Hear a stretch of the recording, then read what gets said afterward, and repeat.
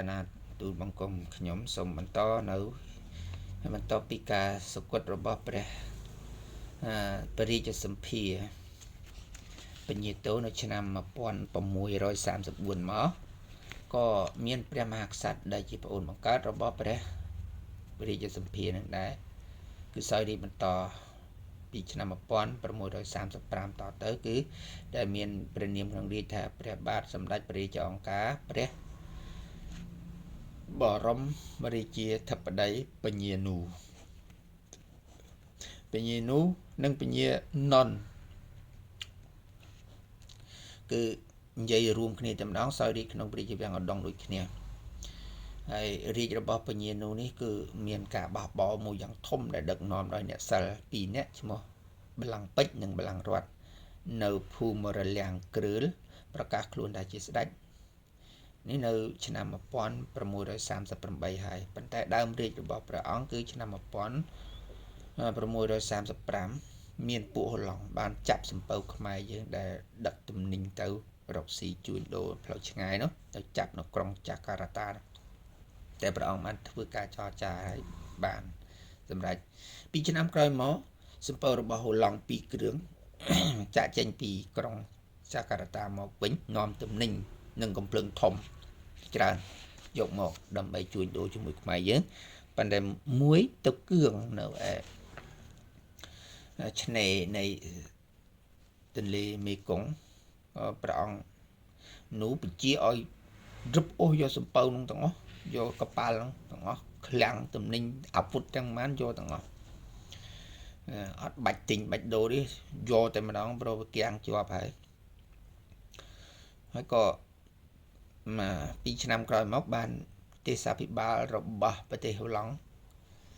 ទេសាភិបាលហូឡង់ក៏បានបញ្ជូនទូតព្រមទាំងកប៉ាល់4គ្រឿងផ្សេងទៀតដើម្បីមកផ្សះផ្សារ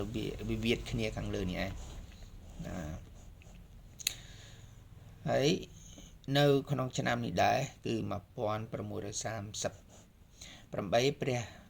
រាមាធិបតីពញានុនេះក៏បានទាមទារយកទឹកដីក្រប៉ុងក្របីព្រៃនគរដែលយួនបានដែលអាណាចក្រក្រុងវេបានខ្ចីដើម្បីទៅហាត់តបនោះមកវិញដែរដែលរយៈពេល5ឆ្នាំប៉ុន្តែឥឡូវវាលើសឆ្ងាយណាស់ហើយតាំងពីយុគរបស់ព្រះបិតាមកព្រះជីតាលោកមកដូចជាឆ្ងាយគួរសមហើយត្រឡប់មកវិញដែរតែចៃដន្យអីព្រះម៉ែទាវធីតាមហារាជនីព្រះម៉ែទាវធីតាមហារាជនីនេះគឺឡើងងារជាព្រះម៉ែណាព្រោះលោកព្រះសត្ថាទី1បានស្គាល់ហើយអញ្ចឹងគឺឡើងអត់ទៅណាទេនៅក្នុងក្រុងឧដុង្គហ្នឹងឯងជំទាស់ថាសូមខ្ចីបន្តទៀតសិនដោយសារសង្គ្រាមរវាងក្រុងវេហើយនិងចិនមិនទាន់ស្ងប់អញ្ចឹងសូមបន្តទៀត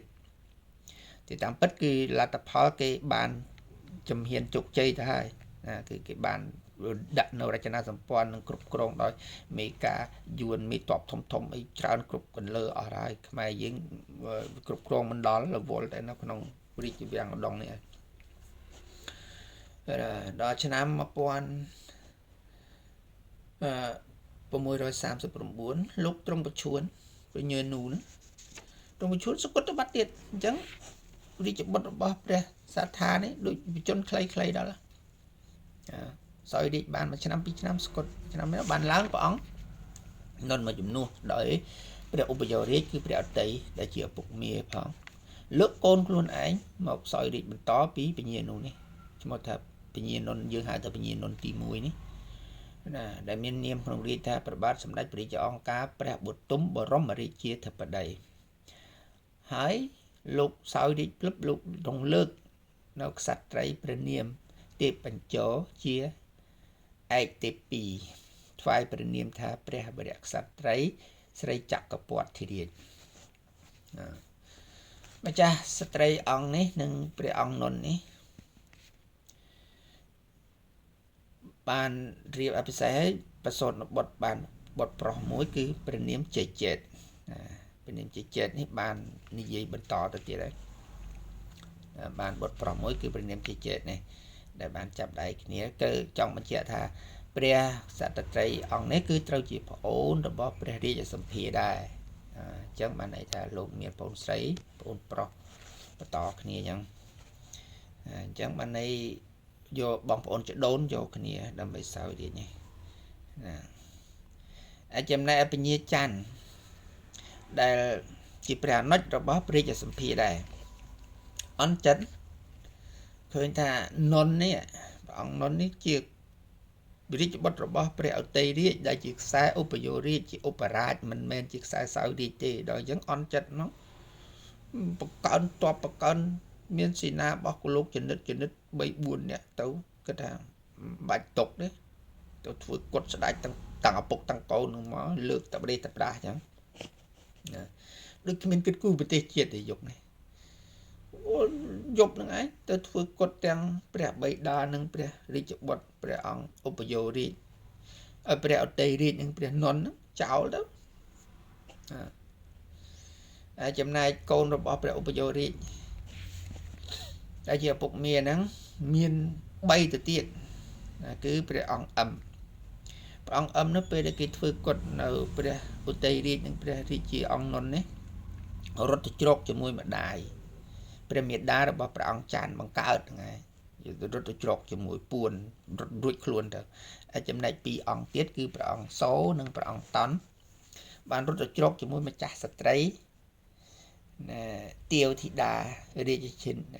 ជនីហ្នឹងហើយគឺព្រះនាងចៅដែលជាយាយបើនិយាយទៅថាជាយាយដល់តែនាងជាក្សត្រីរបស់យួនដែរបានផុតជីវិតទៅហើយ2អង្គនេះឯងបានតួសម្ដែងស្រុកខ្មែរតទៅទៀតដែរលាយទៅជាលំដាប់អត់មានទីចម្រើននេះមិនតែលាយទៅជាលំដាប់អស់លោកចាំតាមដានបន្តទៅទៀតបាទអរគុណសូមប៉ុណ្ណេះសិននេះគឺក៏ព្រះអង្គសូមអបិទោសបញ្ជាក់ឆ្នាំដែលលោកសកុតព្រះអង្គនុននេះសកុតនៅឆ្នាំ1641បានប្រហែលឆ្នាំដែរពី39មក41អញ្ចឹងបានឆ្នាំព្រះអង្គច័ន្ទទៅជាធ្វើឲ្យសុគតតាំងឪពុកតាំងកូនដល់ដោយសារលើកកូនមកសោយរាជអត់សួរនាំគេអរគុណ